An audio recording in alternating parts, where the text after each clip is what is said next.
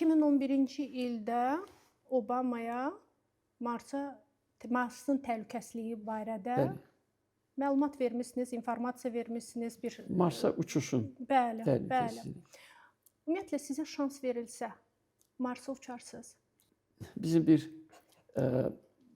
hava kuvvetlərində çalışan var idi. Bəli. Bizim bu müdür. Ona dedilər Marsa uçarsınız.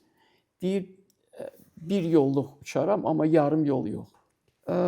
Marsa uçuşun təhlükəsizliyi səbəbi o idi ki, mən əsas çalışdığım, deməli, bu uçuşda enerji mənbəyi bu plutonium idi. Plutonium bu da urandan daha qüvvətli bir bu nüvə elementidir və əgər uçuş zamanı bir hadisə olardısa, o yer kürəsinə yayıla bilərdi.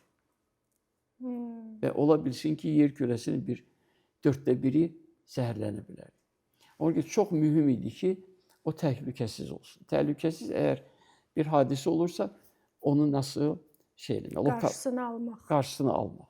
Məsələn, bizim məqsədimiz o idi və Ağ Evdə bunu biz Prezident Obamaya təqdim etdik.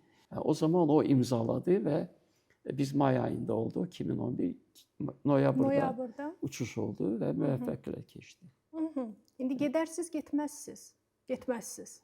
Bir yol gedərəm, amma yarım yol. Yox.